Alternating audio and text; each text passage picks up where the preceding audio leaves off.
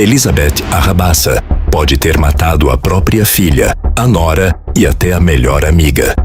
Um médico ortopedista, uma sogra viciada em jogos e um veneno proibido. Larissa Rodrigues acreditava estar cercada de cuidado, mas estava sendo eliminada gota a gota, enquanto sua vida se esvaía no box de um banheiro em Ribeirão Preto. Enquanto ela agonizava, seu marido trocava mensagens com a amante e sua sogra já calculava os lucros de uma próxima herança. Hoje, vamos mergulhar na anatomia da indiferença médica e desvendar por que o laudo de um chumbinho diferente foi a peça fundamental que derrubou o crime que a família Garnica acreditava ser perfeito. Para entender o fim, precisamos olhar para as contradições do dia 22 de março de 2025.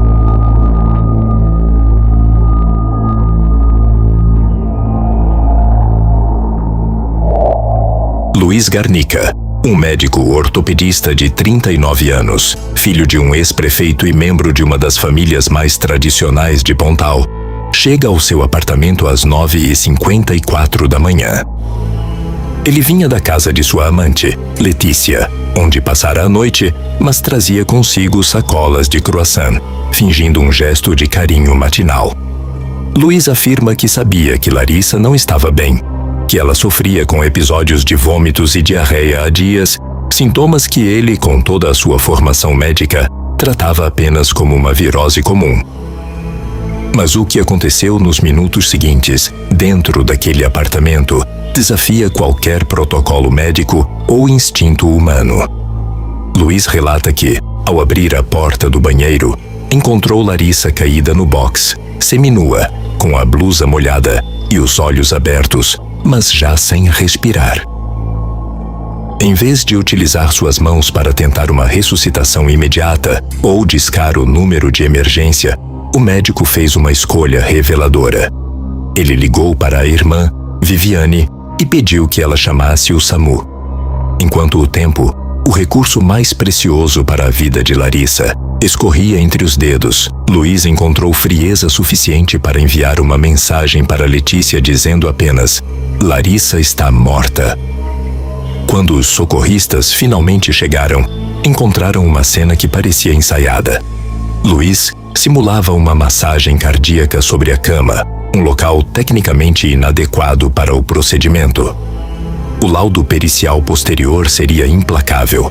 Larissa já apresentava rigidez cadavérica e o rosto arroxeado, sinais claros de que o óbito ocorrera há pelo menos 5 horas. Mas Luiz estava ocupado com outra tarefa.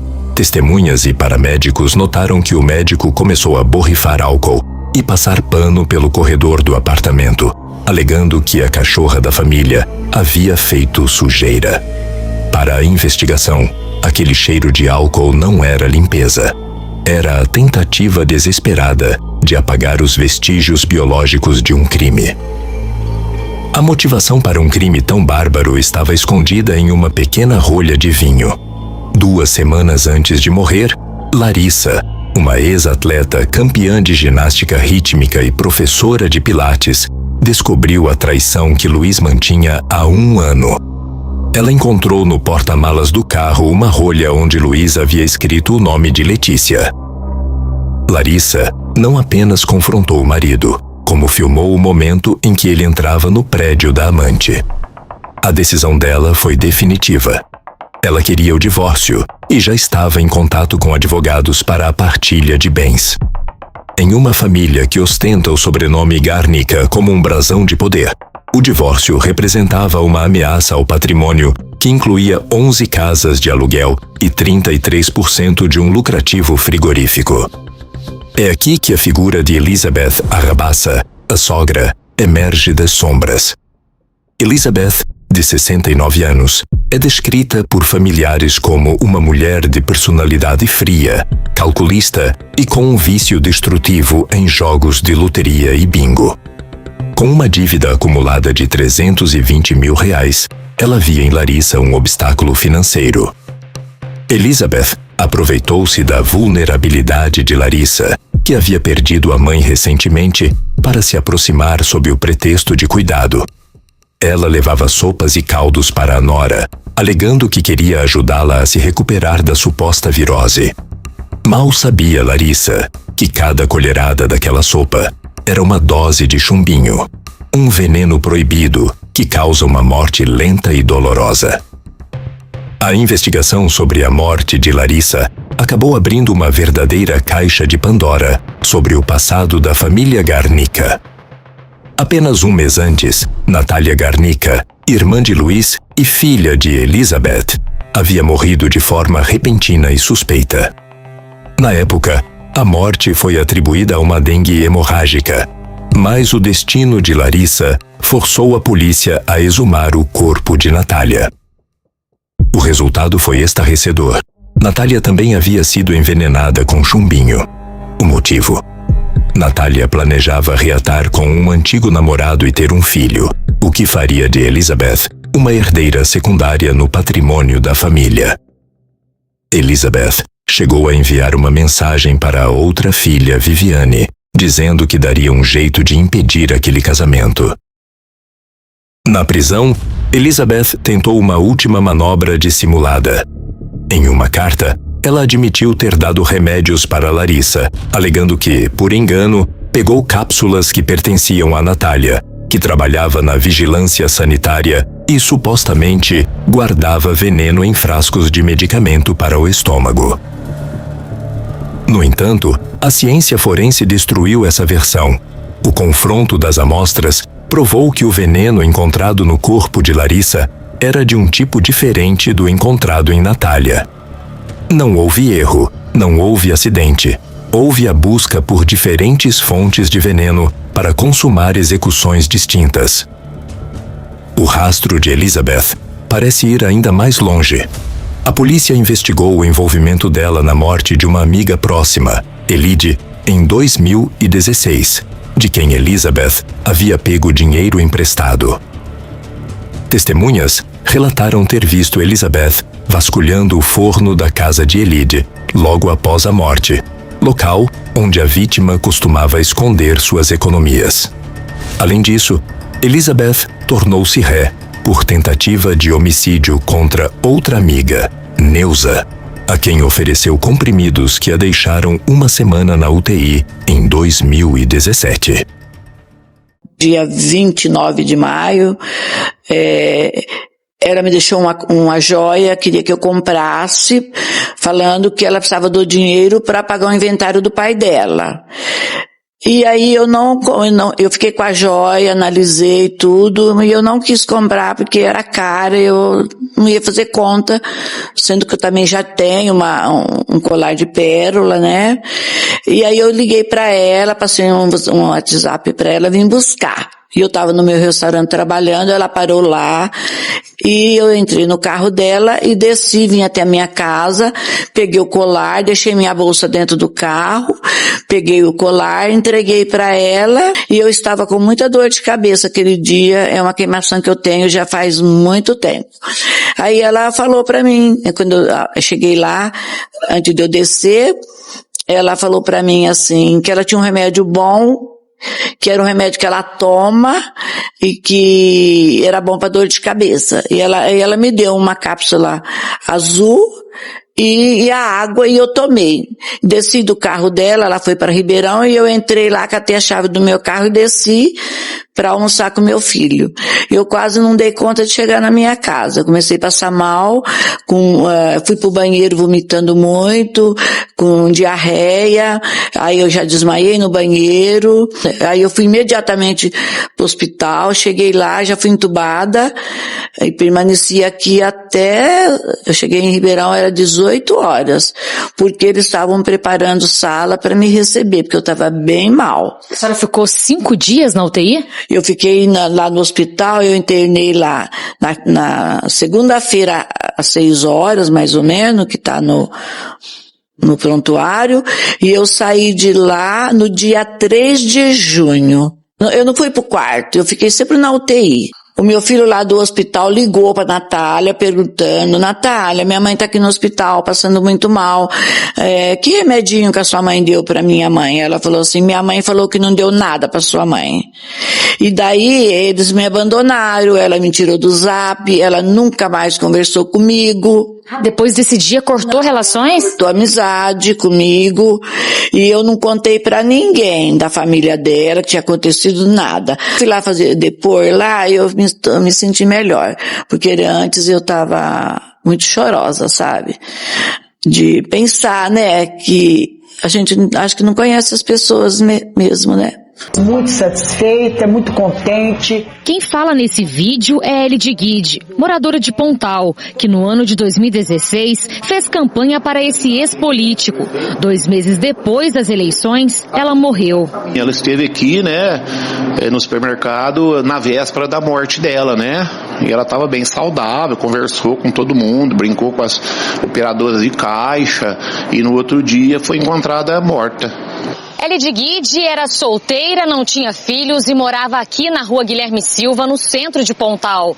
Segundo conhecidos, tinha uma boa condição financeira. Ela foi encontrada morta em casa e já estaria com rigidez cadavérica. Esse homem a socorreu junto com a polícia militar há 9 anos. Foi preciso invadir a casa para chegar onde a mulher estava caída.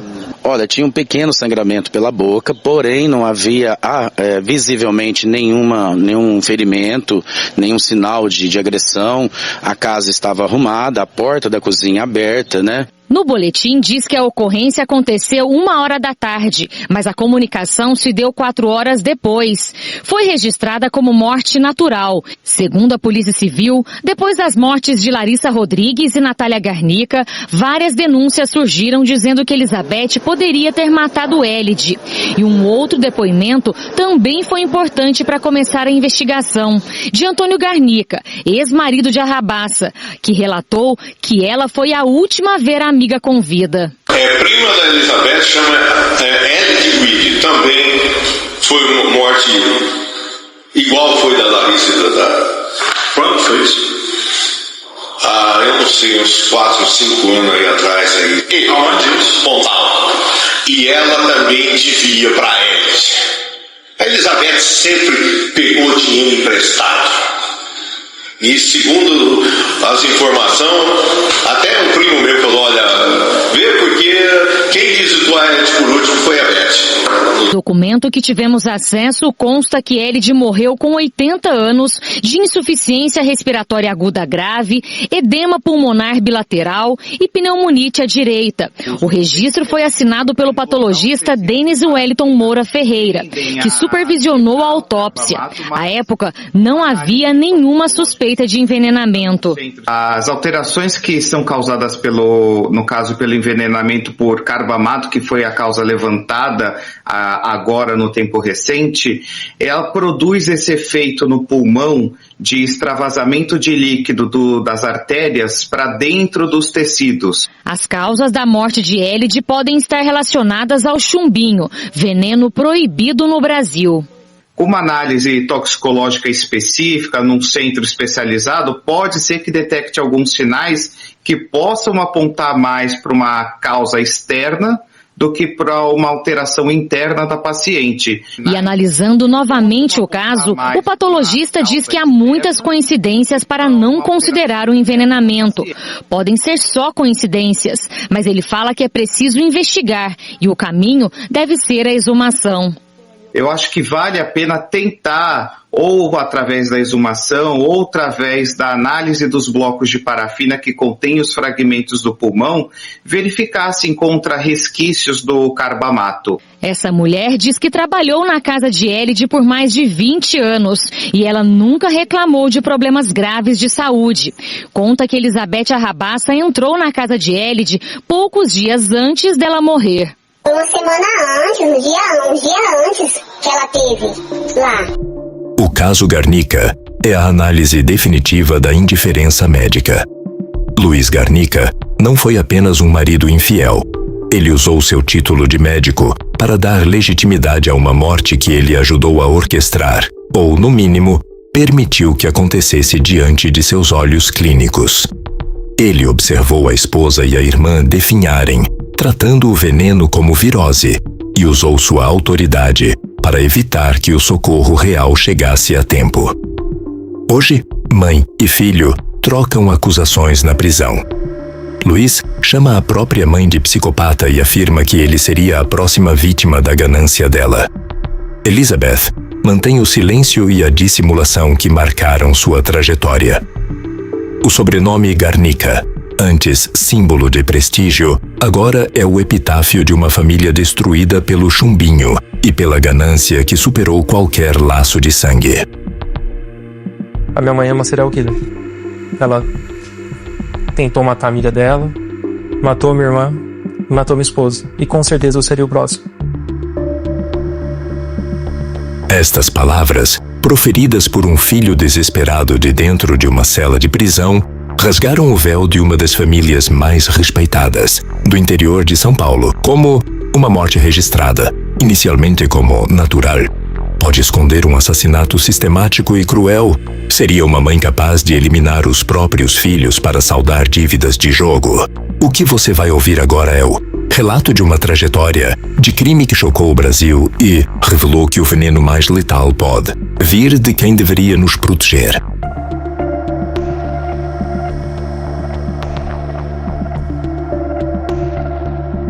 A história começa a desmoronar no dia 9 de fevereiro de 2025, em Pontal, uma pequena cidade a 40 quilômetros de Ribeirão Preto.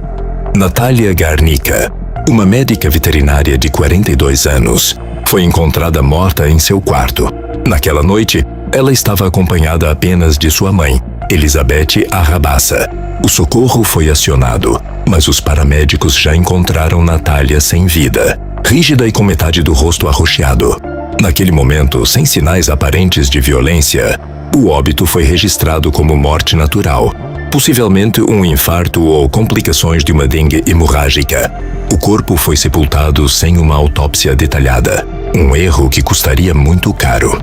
Apenas um mês depois, em março de 2025, o cenário de horror se repetiria em um condomínio de luxo em Ribeirão Preto. Larissa Rodrigues, uma instrutora de pilates de 37 anos e esposa de Luiz Antônio Garnica, o filho de Elizabeth, faleceu de forma súbita. Mas desta vez o contexto era diferente.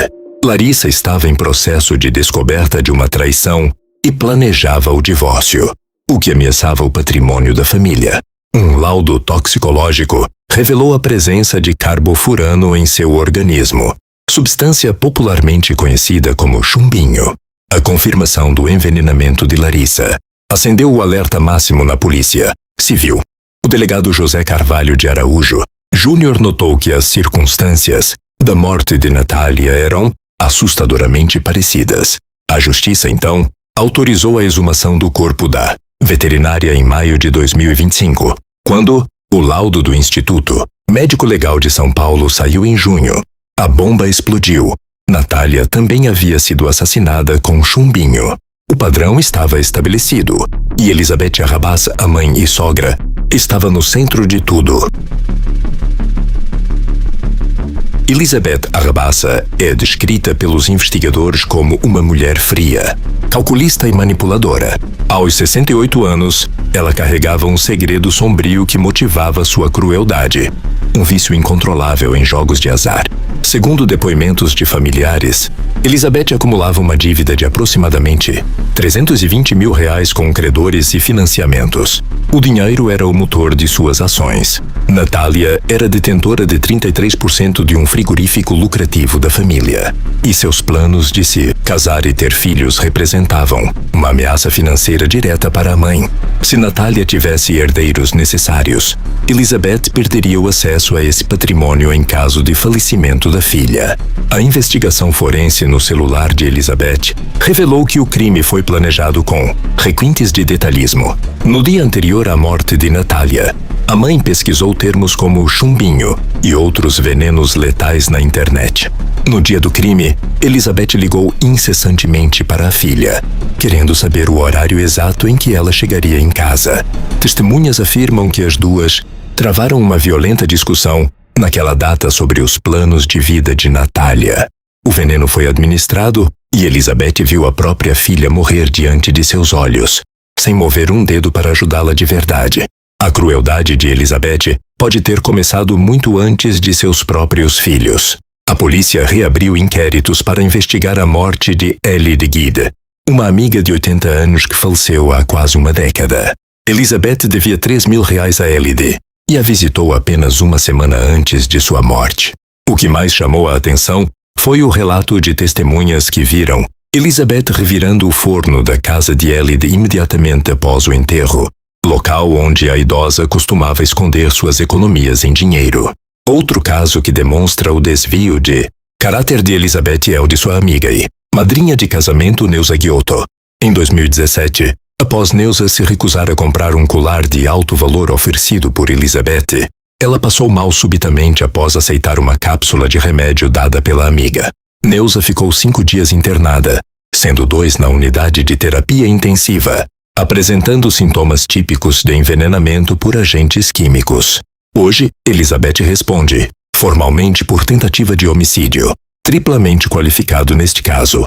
Mas o horror não para por aí.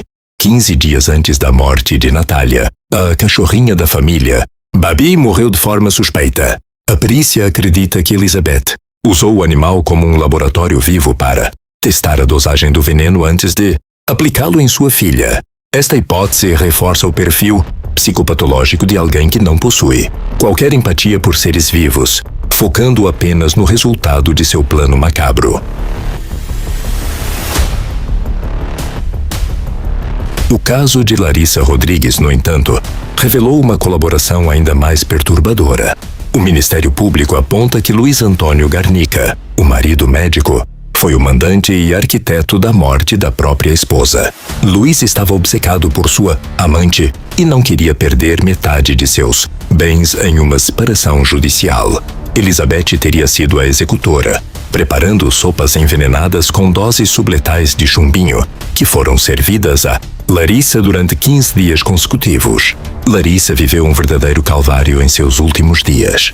Ela sofria com diarreia intensa, vômitos e prostração, implorando para ser levada ao hospital. Luiz, valendo-se de sua autoridade como médico e da confiança de ser marido, impedia a internação, alegando que cuidaria dela em casa, enquanto administrava mais substâncias fornecidas pela mãe. A crueldade final ocorreu quando Larissa avisou que consultaria um advogado de divórcio na segunda-feira seguinte. Naquela mesma noite, a dose fatal foi servida. Após a morte de Larissa, o comportamento de Luiz foi de uma frieza estarrecedora. Ele ligou para a amante comunicando o falecimento da esposa antes mesmo da confirmação oficial pelo SAMU. Poucos dias depois, a amante já estava morando no apartamento que pertencia a Larissa e sendo apresentada a Elizabeth como a nova companheira. Luiz ainda tentou movimentar as contas bancárias da falecida para pagar dívidas pessoais e IPVA, além de acionar o seguro de vida para quitar o financiamento do imóvel.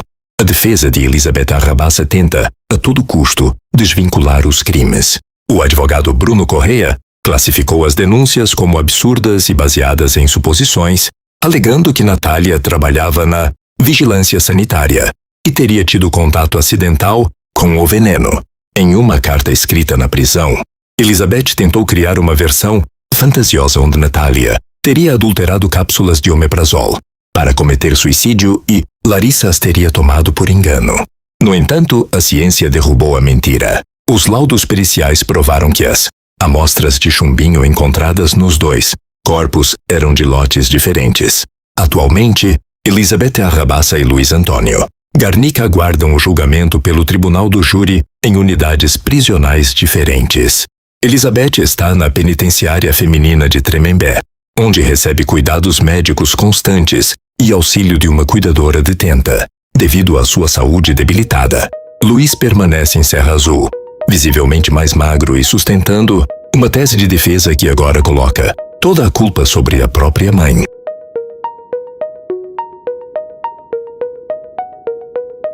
A tragédia da família Garnica expõe as feridas profundas que a ganância e a falta de empatia podem causar no seio de um lar. É um lembrete sombrio de que, por trás de fachadas respeitáveis e nomes importantes, podem se esconder monstros capazes de vender a alma e a vida de seus entes queridos por alguns milhares de reais. Enquanto a justiça caminha, as vítimas Natália e Larissa descansam lado a lado no cemitério de Pontal, em um túmulo que é o testemunho silencioso de uma traição que o tempo jamais poderá apagar. As investigações continuam e o delegado Araújo acredita que Elizabeth pode ter feito dezenas de outras vítimas ao longo de sua vida.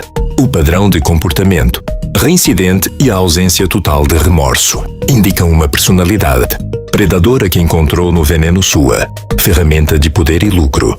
O caso Garnica mudou para sempre a forma como as mortes súbitas são encaradas no interior paulista, forçando uma revisão nos protocolos de verificação de óbitos, para que outros criminosos silenciosos não consigam passar despercebidos pela justiça.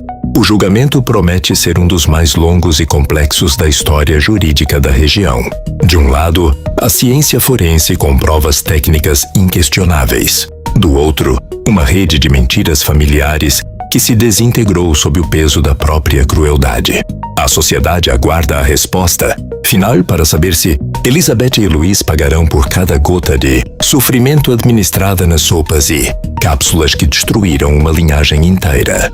O destino de Elizabeth parece selado pelo peso das evidências e pela voz das testemunhas, que finalmente perderam o medo de falar.